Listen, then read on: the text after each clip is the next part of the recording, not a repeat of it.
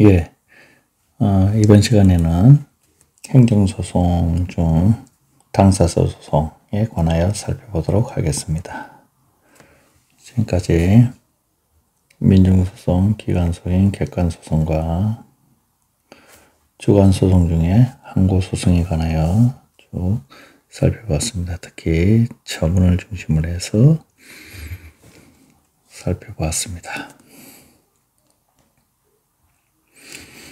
이처럼 행정소송은 행정처에 위법한 처분, 그 밖에 공권력 행사 불행사로 인한 국민의 권리 또는 이익 침해를 구제하고 공법상 권리관계 또는 법 적용에 관한 다툼을 적정하게 해결함을 목적으로 한다. 이렇게 되어 있습니다.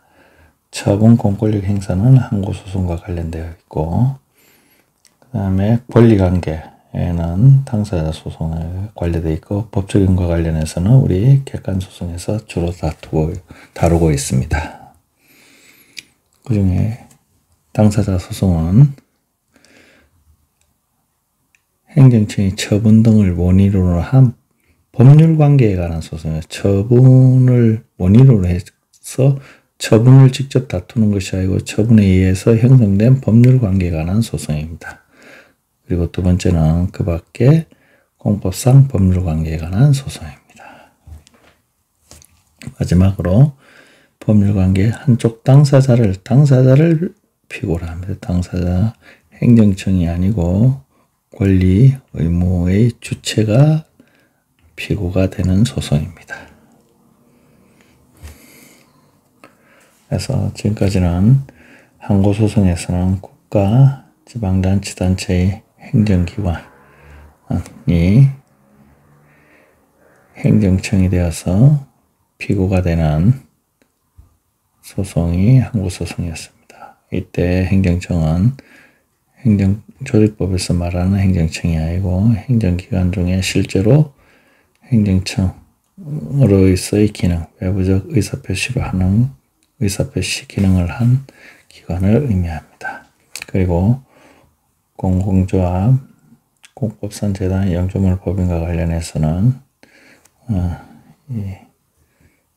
그 행정주체가 곧 행정청이 되는 그런 관계였습니다. 그러나 당사자 소송은 행정청이 아니라 행정주체가 피고가 됩니다. 그래서 국가는 대한민국입니다. 대한민국, 피고 대한민국. 지방자치단체가 되면 피고 서울 특별시. 그 다음에 기타 공공단체는 동일합니다. 기타. 이렇게 주체가 피고가 되는 소송이 공법상 당사자 소송입니다. 이는 민사소송에서도 동일합니다.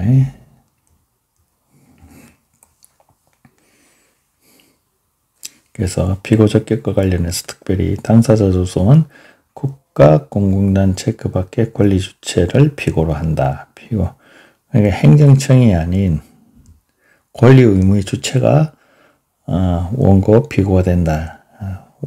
원칙적인 이야기를 한 겁니다. 자, 지금까지 행정법을 전체적으로 살펴보면 행정작용과 관련해서 행정행위 대체로 다 처분이 되니까 문제가 없습니다. 항고소송은 다툽니다. 행정계획 중에 처분성이 있는 경우, 행정입법 중에 처분성이 있는 경우, 그리고 행정입법 중에 기준이 되는 것은 헌법소원으로 통상 다투게 됩니다. 행정계획 중에 비구속적 행정행위는 헌법소원 일부가 됩니다. 사실행위 중에 권력적 사실행위, 일부 사실행위. 자, 이러한 사실행위로 인해서 형성되는 법률관계. 처분이 아닌 영역입니다. 처분 이외의 영역.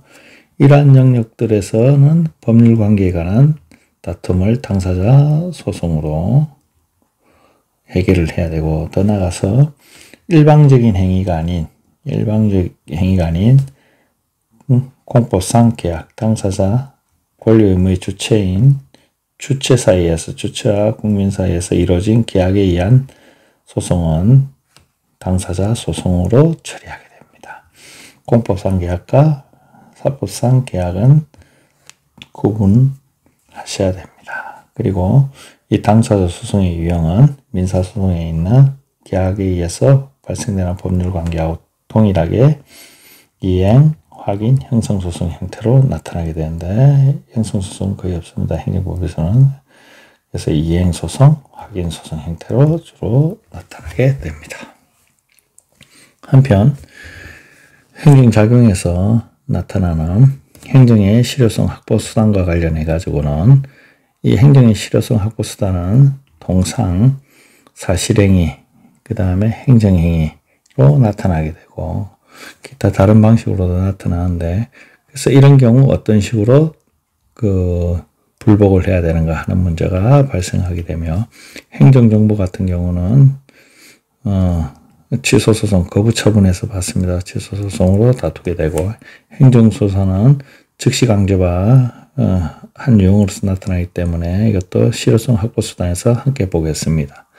한편 행정형벌과 수사는 행정조사와 구분이 되고, 그 다음에 형벌은 행정형벌 같은 경우는 형벌이기 때문에 둘 다 형사소송에서 처리하게 됩니다. 그래서 행정소송과 형사소송의 한계선이 여기서 나타나게 됩니다. 잘 구분해서 이해를 하셔야 됩니다. 자, 당사자 소송, 처분 등을 원인으로 하는 법률관계에 관한 소송, 그 밖에 공법상 법률관계에 관한 소송, 요래 있습니다. 처분 등을 원인으로 하는 소송 중에 대표적인 것이 공법상 부당이득 반환 청구 소송입니다. 예를 들면 과세 처분이 있었습니다. 그러면 예를 들면 1억을 납부했는데 이 과세 처분이 위법하다 또는 무효다. 이런 경우에 이 1억에 대해서 형성된 금액을 법률관계를 돌려달라 하는 반환 청구하는 경우, 그래서 과세 처분의 무효 등을 원인으로 하는 조세 환급 소송인데 이런 형태인데, 이런 형태와 관련해서 처분 등을 원인으로 하는 법률관계 소송이 대표적인데, 우리 판례는 공법상 부당이득과 관련해서는 민사소송으로 봅니다. 차이가 있습니다. 대표적이지만은 여하튼 공법상 당사자 소송이 아니고 민사소송으로 보고 있다. 학설은 다 공법상 당사자 소송으로 보고 있습니다. 행정소송으로 보고 있습니다. 그 밖에 법률관계에 관한 소송, 공법상 신분, 지위와 지위 등의 확인에 관한 소송, 대표적인 게 퇴직입니다. 퇴직, 정년퇴직 같은 경우 퇴직 처분에 의해서 신분이 소멸하는 것이 아닙니다. 그냥 기간이 도래하면은 신분이 소멸합니다. 따라서 신분이 있는지 없는지, 내가 공무원 신분인지 아닌지는 당사자 소송으로 지위 확인 소송을 해야 됩니다.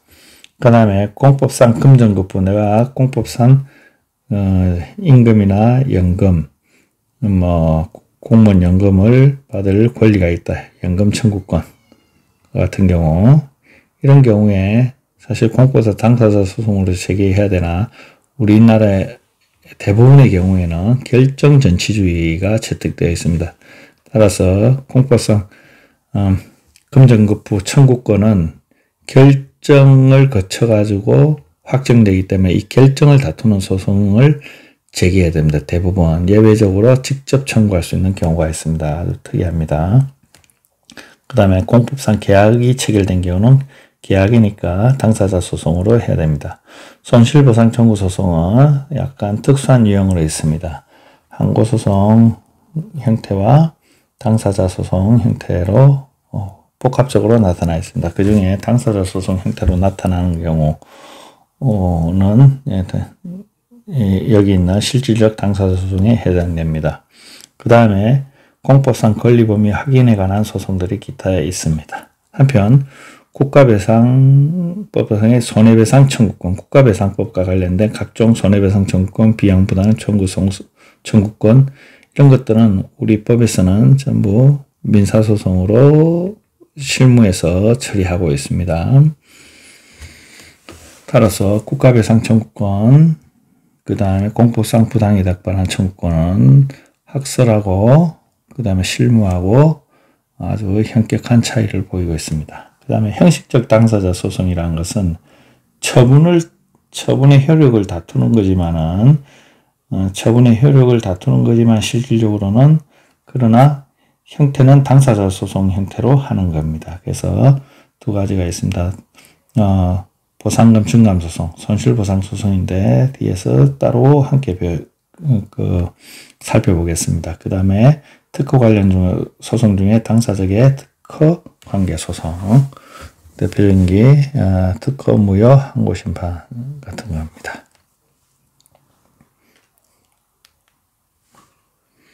자, 공법상 당사자 소송과 민사 소송을 구별하는 중에 대표적인 사안이 공제급여 수익권, 학교 안전법에 관해서 학교 안전사고가 발생한 경우 이와 관련해서 학교 안전법에 의해서 각종 유급여라든지 각종 사회보장 수급권의 하나로 공제 수급권이 인정되는데 이와 관련해서 학교 안전 공제에서 처리하는데 이 공제의 결정 자체는 항고소송의 대상이 아닙니다. 사법상의 권리이기 때문에 사법상의 권리는 좀 달리하지만 여하튼 항고소송의 대상이 된 처분이 아니다는 게 대부분 판례입니다. 따라서 이 사건은 결정이 있고 이 결정이 부결이 되면은 신청인데 부결이 되면 직접 공법상 당사자 소송으로서 행정소송으로 금액을 청구해야 됩니다. 그 다음에 토지 일시 사용 의사표시와 관련된 겁니다. 국토계획법상에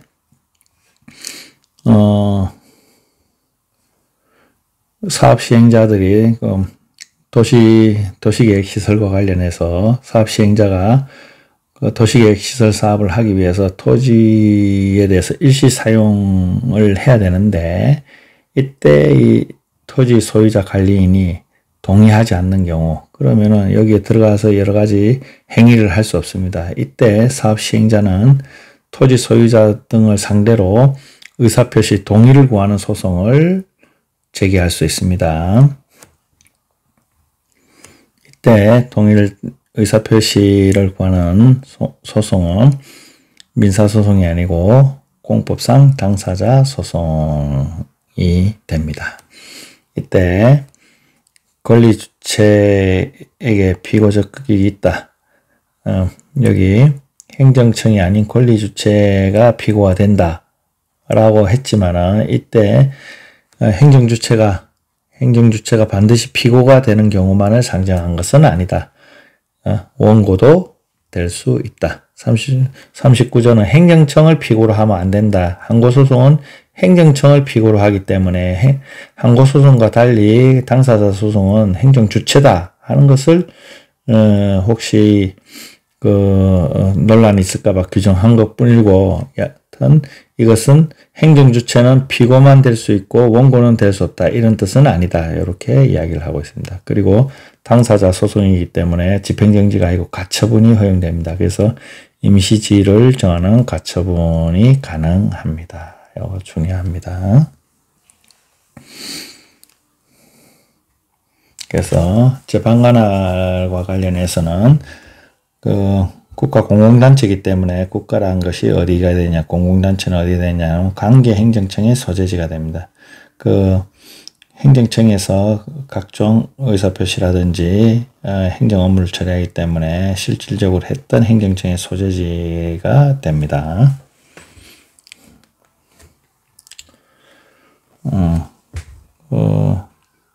우리가 행정심판에서 각종 사회보험과 관련된 제도, 임의적 전치주의다 하는 점을 살펴보았습니다.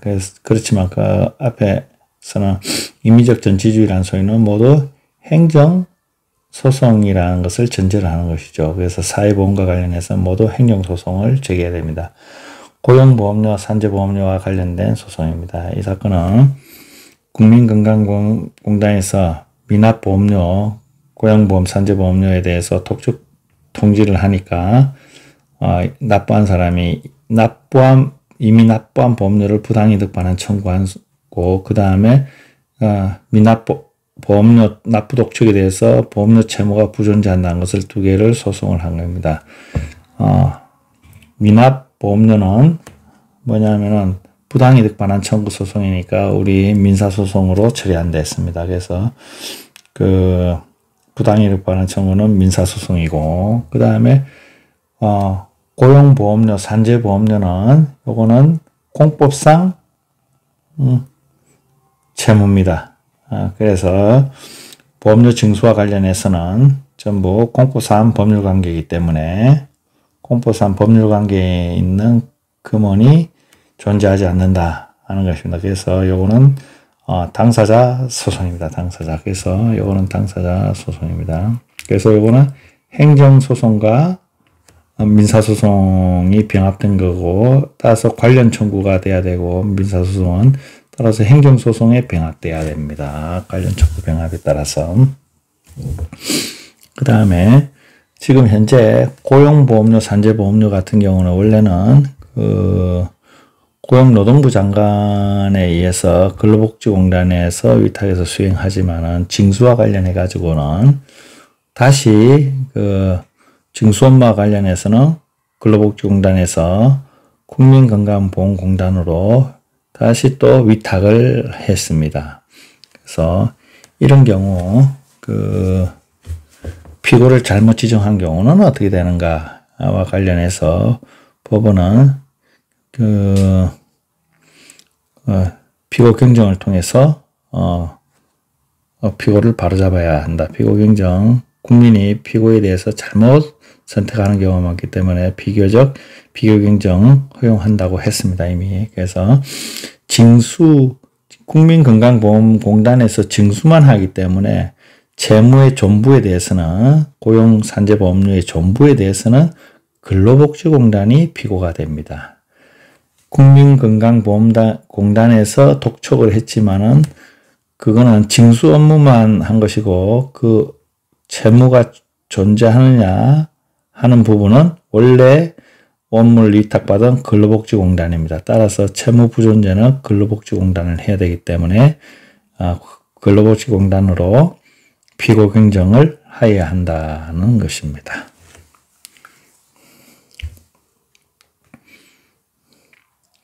한편 항고소송을 제기해야 되는지 당사자 소송을 제기해야 되는지 아주 불분명한 경우도 많습니다. 수분양권 확인과 관련해서 도시 재개발과 관련해서 재개발 경우 조합원이 되면은 분양권이 생깁니다. 분양을 받을 수 있습니다. 그래서 조합원의 지위에 대해서는 조합원은 법률에 의해서 도시정비법에 의해서 법률에 의해서 당연조합원이 됩니다. 따라서 조합은 공법상 사단이 되고 따라서 이 조합원은 공법상 사단과의 관계에서 당연조합원이 되기 때문에 공법상 법률관계가 됩니다. 그래서 조합을 상대로 한 정성은 강제가입제를 특색으로 하고 조합원의 자격 여부에 관해 다툼이 있는 경우에는 공법상 당사자 소송에 의해서 조합원 지위를 자격의 확인을 구할 수 있습니다. 첫 번째. 두 번째, 조합원이 된 분양권을 나중에 분양 신청해서 분양을 받을 수 있습니다. 재건축, 재개발되는 아파트. 그럼 이 분양권도 있다. 조합원의 자격이 있다. 두 번째, 분양권이 있다 하는 확인도 구할 수 있는가와 관련해서는 우리 행정법에서는 이거는 안 된다. 이거는 분양 신청을 하고 분양 신청을 해서 기각이 되거나 확정이 되면은 제외 처분이 되거나 분양 처분이 됐는데 결정 확정에 대해서 소송을 다투어야 된다. 이렇게 하고 있습니다. 수분양권 확인 소송은 곤란하다. 그래서 분양 처분에 대해서 취소 소송을 제기해야 됩니다. 조합을 상대로. 이것도 행정 소송입니다.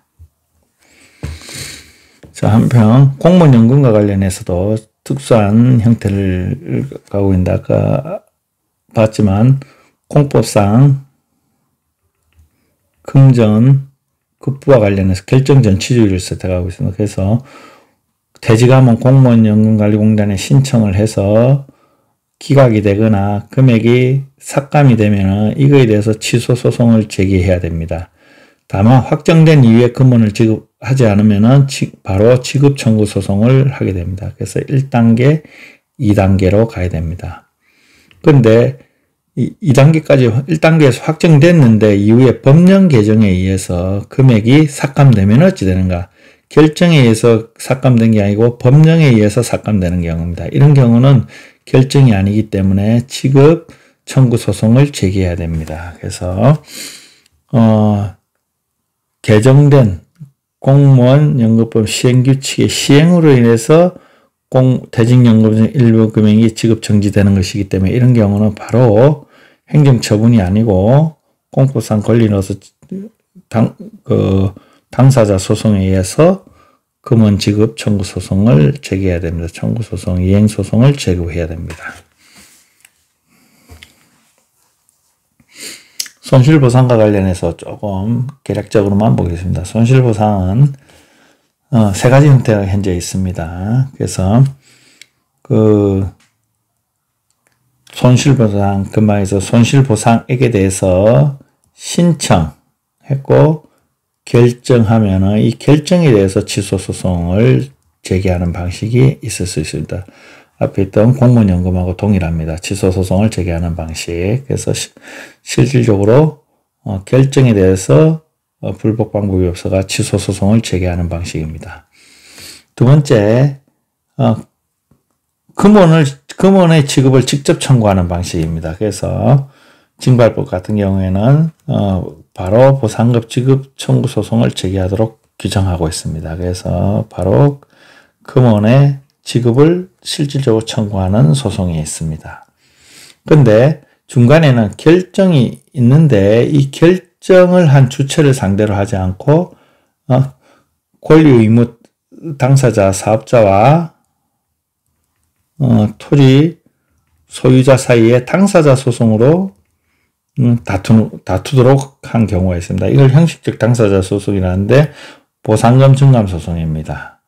그래서 형식적 당사자 소송으로 하는 형태 있습니다. 결정이 있었지만 결정을 다투지 않고 다시 이 권리관계의 주체가 되는 이해관계인 사이에서 당사자 소송으로 처리하는 형식적 당사자 소송 형태가 있습니다. 세 가지 형태가 있습니다. 그 중에 두 가지 수용 제기에 결정에 대해서 취소 소송을 하는 형태와 보상금 증감 소송 형태 두 가지 형태가 붙어 있는 게 통상 일반적입니다. 이 두 가지에 대해서 손실보상에서 살펴보도록 하겠습니다. 그래서 수용을 할 것인지 말 것인지 하는 결정과 두 번째 수용 금액에 관해서 다투는 소송이 있습니다. 그래서 수용과 관련해서 다투는 소송은 수용 재결 취소 소송이고 수용은 지방토지 수용위원회에서 합니다. 그래서 수용과 관련해서 다투는 소송은 이렇게 지방토지 수용위원회를 상대로 하게 되고 보상금 증감은 실제로 이 토지를 사용하는 사업 시행자가 됩니다. 그래서 결정이 있었지만 금액까지 결정을 토지 수용위원회에서 위원회에서 결정을 하지만 이 금액을 결정하지만 이 금액에 대해서 불만이 있는 사람은 직접 토지 소유자와 사업자가 이행 청구 소송으로 다툴 수 있도록 규정을 하고 있습니다. 두 가지 형태로 나눠져 있습니다.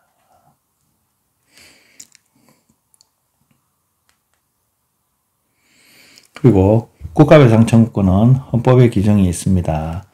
그리고 헌법에 의해서 국가배상법이 제정되어 있습니다. 그러나 우리 실무는 민사, 소송의 손해배상 청구권으로 보고 있습니다. 그래서 민사소송입니다. 헌법에는 공무원의 직무상 불법행위로 인해서 손해를 받은 국민은 국가 공공단체입니다. 공공단체에 대해서 배상 청구하고 공무원 자신의 책임은 면치되지 않는다. 이렇게 되어 있습니다. 그래서 국가배상법은 첫 번째 2조 1항에 공무원 또는 공무위탁받은 사인이 직무를 집행하면서 고의가실로 법령에 위반하여 타인의 손해를 입힌 경우 책임이 있습니다. 그 다음에 5조에 더 나아가서 공공시설의 하자로 인한 책임에 관해서 추가적으로 하고 있습니다. 도로, 하천 등 공공영조물의 설치 관리 하자로 인해서 손해가 발생한 경우도 국가배상이 가능하도록 확장해서 국민의 권리를 보호하고 있습니다. 군인, 군무원, 경찰 공무원 같은 경우에는 보상만 되고 국가배상이 안 된다라고 헌법에 규정하고 있습니다. 따라서 위험 문제가 발생할 여지가 없습니다. 과거에 이렇게 국가배상법에 이러한 조문들을 넣어놨는데 이것이 위헌됐습니다. 따라서 그 이후에 헌법을 개정하면서 이 조문을 헌법에 집어넣어 버렸습니다. 그래서 위헌 문제는 발생하지는 않지만 여러 가지 비판이 많습니다. 자, 국가배상과 관련해서는 공무원의 위법행위입니다. 그래서 공무원의 행위가 있어야 되고 그 다음에 손해가 발생해야 되면 이거는 인과관계에 있어야 됩니다. 이러한 행위와 관련해서 행위 요소와 행위자 요소가 두 개가 있는데 공무원의 고의가실이 있어야 됩니다. 공무원의 고의가실이 있어야 됩니다. 반드시. 두 번째, 공무원의 행위가 위법해야 됩니다. 이 행위 요소가 직무행위가 위법해야 됩니다. 예를 들면은 처분이 적법한데 손해가 있었다. 말이 안 되는 거죠. 그 다음에 유죄 판결 받아 범죄자로 유죄 판결 받았는데 손해배상해달라. 아닙니다. 그 다음에 법률이 위헌이 아니고 적법한 법률을 제정했는데 손해를 배상해달라. 안 되는 거죠. 그래서 우리가 말하는 처분의 위법 같은 것이 나타나야 됩니다. 그래서 최소한 운전면허 취소를 했는데 이 취소가 위법하다고 다시 취소되는 경우가 있어야지 운전면허 취소 처분이 적법하다. 적법한데 손해가 발생했다는 주장은 할 수 없습니다. 다만 이와 관련해서 행위자가 어떤 경우에 행위자가 이러한 행위를 운전면허 취소한 행위를 위법하다고 볼 것인가 와 관련해서는 논란이 있습니다. 그래서 행위자 요소의 위법성, 직무 의무 위반을 고려할 것인가 말 것인가와 관련해서 학설상 다툼이 있고 직무 의무 위반설과 행위 불법설이 아주 크게 대립을 합니다. 그래서 공무원의 직무 의무 위반을 고려하지 않는 것이 행위불법설입니다. 그래서 처분이 위법하면은 위법이고 국가배상법 위반이고 행위자 요소는 고의가실만 고려합니다. 그러나 직무 의무 위반설은 처분이 위법해야 되고 위법한 처분을 한 공무원의 행위도 또한 위법으로 평가될 수 있어야 됩니다. 고의가실 앞에 공무원의 행위가 적법하면은 고의가실에 나아갈 필요 없다. 이렇게 보고 있습니다. 부작위도 마찬가지입니다. 동일한 구조가 되어 있습니다. 직무 의무 위반설과 행위불법설. 어떤 경우에 공무원이 이렇게 부작위한 것이 위법으로 평가할 수 있는가, 공무원의 직무 의무 위반을 어떤 경우에 평가할 수 있는가, 이렇게 중간 요소가 하나 더 있습니다. 국가보상 체계와 관련해서 금방 했지만 침해 행위와 관련해서 위법한 행위, 그러니까 재산권 침해든 비재산권 침해든 위법하고 처분이 예를 들면 위법하고 더 나아가서 공무원이 책임이 있는 경우, 아까 고의가실이 있는 경우면 국가배상법에 의해서 손해배상을 받을 수 있습니다. 그런데 처분은 위법한데 공무원에게 고의가실이 없으면 어떻게 되는가? 그렇지만 손해 발생을 했단 말입니다. 이런 경우가 어찌 되는가? 그래서 이것이 수용유사의 침해 보상입니다.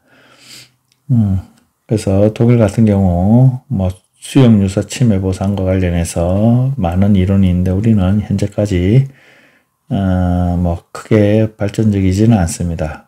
국가 배상을 유치 적용해야 되는 거 아닌가 하는 이야기가 제일 많고, 하여튼 수용유사 침해와 관련해서 크게 현재 실무에서 쟁점되고 있는 경우가 드문 것 같습니다.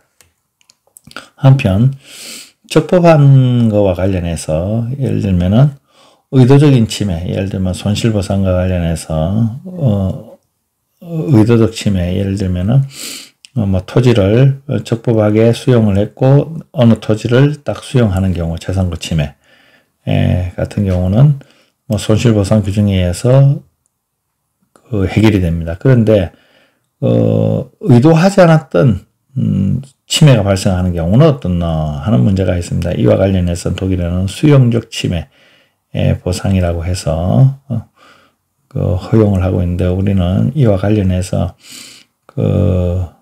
뭐 학설상 대립인데 크게 또 쟁점이 안 되고 있습니다. 실무상 간접 손실과 관련해서.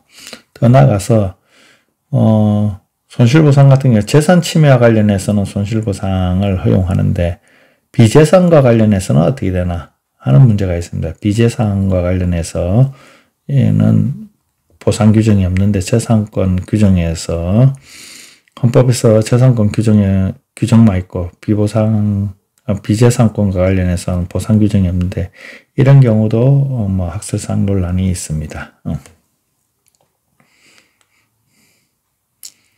자, 한편 선결 문제는 행정사건을 근거로 해서 그 다음에 민사사건으로 파생된 경우 민사법정에서 앞에 있는 행정사건을 심리할 수 있는가, 형사법정에서 행정사건을 심리할 수 있는가 하는 문제입니다. 그래서 이와 관련해서 민사소송으로 크게 대두되는 문제가 부당이득 반환 청구입니다. 공포상 부당이득 반환 청구 소송인데, 공포상 부당이득 반환 청구 소송과 관련해서는 처분의 유효 무효가 쟁점이 되기 때문에 심리 가능하다는 것이고, 국가배상과 관련해서는 행위의 위법이 문제됩니다. 위법과 관련해서 위법한지 안 한지 민사소송에서 판단할 수 있다는 겁니다. 우리 판례는 위법, 유효, 무효 민사소송이 모두 가능하다는 입장이고, 형사사건에서는 예를 들면 자동차 운전면허를 위법하게 받았습니다. 위법하게 받았는데 그런 경우 자동차 운전면허가 위법하기 때문에 무면허 운전죄로 처벌할 수 있느냐 하는 문제인데, 형사법정에서 앞에 있는 자동차 운전면허 자동차 운전면허 취소가 비록 위법하다고 하더라도 유효하기 때문에 여전히 유죄로 선고해야 됩니다. 따라서 앞에 있는 자동차 운전면허 취소 처분이 판결에 의해서 취소되어 소급적으로 효력이 소멸되지 않는 이상은 무면허 운전죄로 처벌할 수 있습니다. 한편 이와 달리 제일 밑에 거 보겠습니다. 원상회복 명령을 했습니다. 예를 들면 그 국유지의 불법으로 뭐 이렇게 물건을 적치하거나 무슨 죄물을 설치했는데 원상회복 명령을 했습니다. 근데 이 원상회복 명령이 위법한 경우 어찌 되느냐는 겁니다. 위법하지만 유효죠, 원상회복 명령이. 그러면 이 명령을 이행하지 않으면 명령 불복종죄 불이행자로 행정형벌이 있습니다. 행정형벌이 있는데 이런 경우 뭐 유죄냐 하는 것과 관련해서 이 원상회복 명령의 적법이 구속요건 요소가 되기 때문에 이런 경우는 범죄 구속요건 요소가 되기 때문에 무죄를 선고해야 된다는 입장입니다. 두 가지에 좀 차이가 있습니다. 구분해서 이해를 하셔야 됩니다. 한편 운전면허 발급과 관련해서는 발급했는데 이것이 위법하게 발급됐다. 따라서 무면허 운전으로 처벌할 수 있느냐, 이런 경우는 안 된다는 겁니다. 유효하기 때문에 무죄를 선고해야 된다는 겁니다. 첫 번째하고 세 번째 구분해서 선결 문제 이해하셔야 됩니다. 선결 문제와 관련해서 행정소송법 11조의 선결 문제, 처분 등의 효력 유무 존재 여부가 효력과 존재는 동일한 겁니다. 사실은 민사소송의 선결 문제에 되어 민사소송의 수서 부분이 이를 심리 판단하는 경우에는 행정소송법을 준용한다 할 수 있다는 소리죠. 그리고 처분 등을 해야 행정청이 그 선고 문제에 대한 사실을 통지해야 한다. 이렇게 되어 있습니다. 그래서 민사소송과 관련해서 공법상 부당이득 반환 청구 대표적인 건데 효력 유무가 문제가 됩니다. 그래서 공법상 부당이득 반환 청구성의 구조관에 대해서 수의, 예를 들면 1억 부과했습니다. 1억을 납부했습니다. 국가 입장에서는 이익, 손실은 국민 입장에서 손실 1억 납부했으니까 국가입니다. 대한민국. 그럼 부가에 의해서 했는데 이것이 법률상 원인이 없어야 됩니다. 법률상 원인이 없다면 이 처분이 법률상 원인이 없으려면 무효라는 소리입니다. 무효. 유효하면 법률상 원인이 없다 볼 수 없는 거죠. 그래서 이 부가 처분이 위법하고 무효인지에 관해서 판단할 수 있다는 겁니다. 그러나 단순히 부가 처분이 위법하고 취소할 수 있는 정도면 이거는 유효입니다. 유효이기 때문에 법률상 원인 없다고 평가할 수 없습니다. 이런 경우는 기각하게 됩니다. 이런 경우. 그래서 공법상 부당이득 반환 청구 소송에서는 효력 여부, 유효, 무효를 판단하게 됩니다. 또는 존재, 부존재를 판단해야 됩니다. 무효나 부존재라고 판단되는 경우에는 법률상 원인이 없기 때문에 심리를 해서 인용할 수 있습니다. 그러나 단순히 공법상 부당이득 반환 청구 소송에서 위법하다는 경우로 판단되면 취소할 수 있는 정도에 불과하기 때문에 기각을 해야 됩니다. 한편 국가배상법은 조금 다릅니다. 국가배상 소송에서는 아까 얘기했지만 부가처분이 있었습니다. 부가처분이 행위입니다. 행위가 이것이 위법해야 그 다음에 더 나아가서 부가처분 행위가 있었고 이로 인해서 1억을 납부해서 손해가 발생했고 인과관계가 있습니다. 이에 대해서 행위가 위법을 해야 되고 더 나아가서 공무원의 고의가실이 있어야 됩니다. 이 경우에 부가처분이 위법한 것이 최초의 조건인데 이러한 위법과 적법에 대해서 우리는 행정소송에서 판단해야 되는 게 아니고 민사소송에서 국가배상에서 판단할 수 있습니다. 부가처분이 위법한지 적법한지를 판단할 수 있다. 적법하면은 그냥 기각입니다. 위법하면 더 나아가서 이 경우에 공무원의 고의가실이 있는지를 판단해서 결론을 내리게 됩니다. 그래서 국가배상법에서 위법을 판단할 수 있는 경우와 공법상 부당이득 반환 청구에서 위법을 판단할 수 없는 경우를 구분해서 이해를 하셔야 됩니다. 행정강제에 관해서 좀 전체적으로 살펴보겠습니다. 행정강제는 행정상 강제집행과 즉시강제 둘로 나눕니다. 통상 행정상 강제집행은 의무 불이행을 전제로 하고 이거는 즉시강제는 의무 불이행을 전제로 하지 않고 구체적인 위험 발생 개연성이 높고 의무를 명할 시간 여유가 없는 경우 성질상 목적 달성을 위해서 즉시 처리하는 경우입니다. 예를 들면 불이 났다든지 이런 경우 아니면 전염병이 돈다든지 할 때 즉시 격리하는 것들 이런 것들입니다. 이런 경우에 대해서는 사실행위죠. 통상 사실행위지만은 권력적 사실행위입니다. 그래서 이런 경우 취소소송을 통해서 행정소송을 통해서 처리를 하게 됩니다. 행정강제는 의무 불이행, 의무를 부과하고 이거에 대해서 불이행한 경우 합니다. 그래서 금전과 관련해서는 강제징수, 그 다음에 대체적 자기 의무, 뭘 해야 되는데 안 하는 경우, 다른 사람이 할 수 있는 경우, 이거는 대집행. 근데 본인이 직접 해야 되는데 안 하는 경우는 직접 강제를 행정청에서 하는 경우 있습니다. 직접 강제. 예외적입니다. 그 다음에 직접 강제하기도 곤란하면은 이행강제금.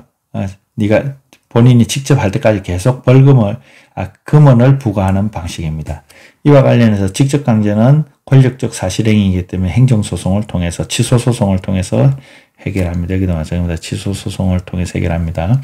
그 다음에 이행강제금 같은 경우는 최근에는 전부 다 취소소송을 통해서 하는데 예외적으로 비성사건절차법에 의해서 규정하고 있는 경우가 있습니다.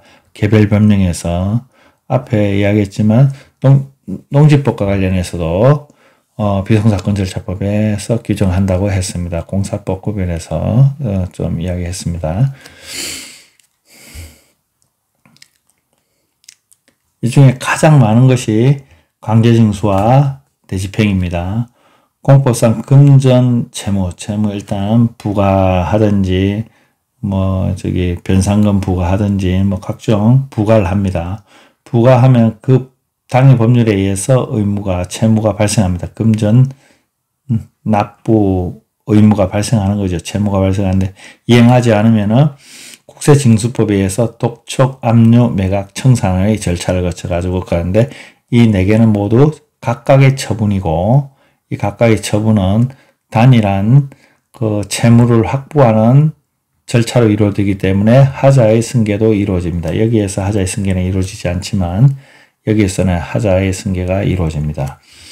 대체적 자기 의무와 마찬가지입니다. 철거하라 했는데 철거를 본인이 안 하면 다른 사람으로 하여금 철거하면 됩니다. 그래서 국유재산법상에 철거 명령이 있었다. 불이행하면은 행정대집행법에 의해서 계고, 대집행영장에 의한 통지, 대집행 실행, 비용징수, 처분 이렇게 4단계고 요거는 전부 다 각각이 처분입니다.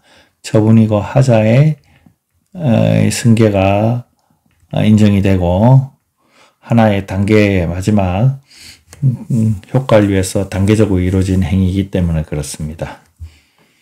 아주 2개가 제일 중요합니다. 금전, 채무, 그 다음에 대체적 자기 의무. 한편 간접적 강제수단이 있습니다. 행정벌, 이거는 벌입니다. 형벌이 일종의 행정형벌과 행절취소벌, 과태료가 있는데 형벌은 형사사건, 형사소송으로 이루어집니다. 통고처분도 결국 형사소송으로 이행하게 됩니다. 과태료는 비상사건 절차법이 별도로 규정되어 있습니다. 질서 위반 행위 규제법이 있습니다. 행정소송이 아니고 별도 절차가 있기 때문에 과태료에 대해서 행정소송, 취소소송 제기하면 각하됩니다. 그 다음에 새로운 수단이 최근에 나온 것이 과징금, 위반사실 공포, 공급거부, 허가사업의 제한 전부 다 처분적 성격을 가지기 때문에 행정소송, 취소소송을 제기해서 해결합니다. 자, 이런 식으로 행정강제와 관련해서 행정상 강제집행, 즉시강제, 그 다음에 간접적 수단과 행정벌, 그 다음에 새로운 사실, 수익적 행정행위의 취소 효력자는 제재적 행정처분이라죠. 제재적 행정처분. 이렇게 식품위생법, 건축법의 실효성 확보 수단을 위한 쭉 절차들이 있습니다. 이와 관련해서 전부 다 취소소송 제기하지만 벌칙, 과태료는 별도의 규정이 있습니다.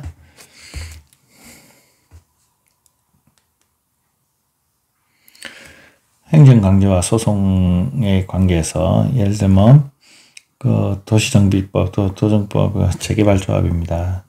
재개발 정비조합, 조합에서 청산금을 조합원 관계에서 부과한 경우 이런 경우 납부하지 않으면 어찌 되는가? 이와 관련해서 강제징수 규정이 있습니다. 따라서 재개발조합이나 재건축조합에서는 공법상 당사자 소송으로 청산금 지급 청구를 할 수 없습니다.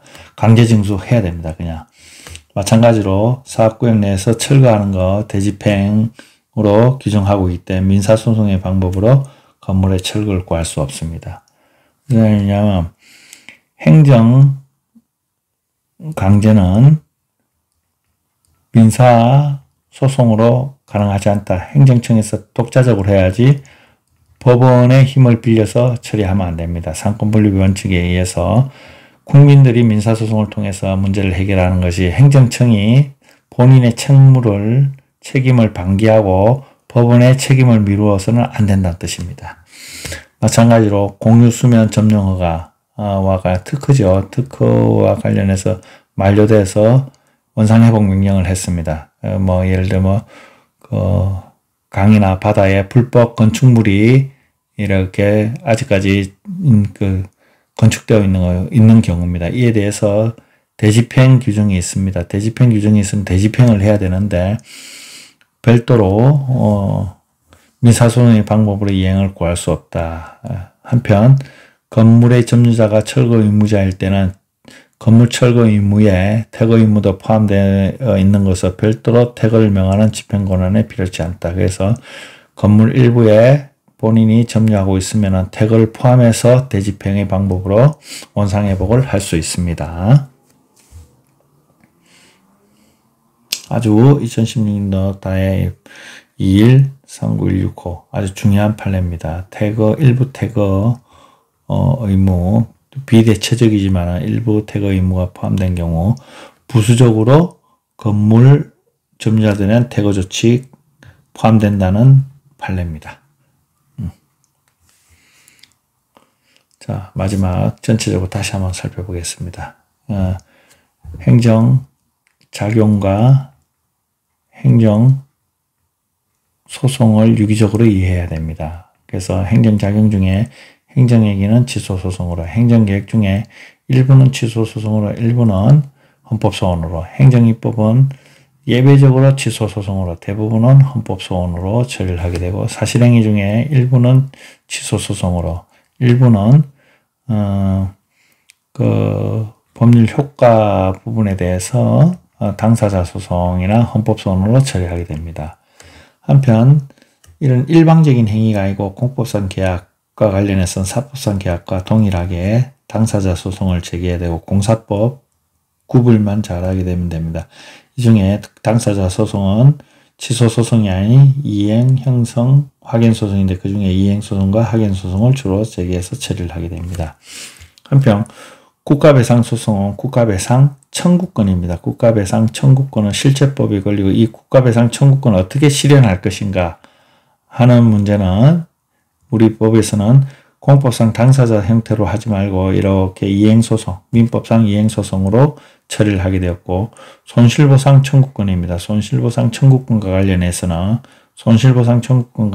공법상 당사자 소송과 그리고 결정에 대해서는 처분에 대해서는 취소소송을 통합해서 두 가지를 동시에 할 수 있도록 내용에 따라서 손실보상 청구권과 관련돼서는 규정하고 있습니다. 한편 행정정보와 정보공개와 관련해서는 취소소송으로, 그 다음에 행정의 실효성 확보수단과 관련해서는 행정형벌과 관련해서 형벌이나 과태료는 별도 절차에 의해서 하고 행정조사는 즉시강제의 일환이기 때문에 수사가 구분되고 이 경우는 전부 다 취소소송으로 대체로 해결하게 됩니다. 그래서 행정작용과 행정구제, 작용과 구제를 전체적으로 이해를 하시면 좋겠습니다. 이상으로 지금까지 행정소송법을 모두 마치겠습니다. 추가적으로 손실보상 소송에 대해서 조금 살펴보고 그 다음 시간부터는 행정심판에 관해서 공부하도록 하겠습니다. 수고하셨습니다. 다음 시간에 뵙겠습니다.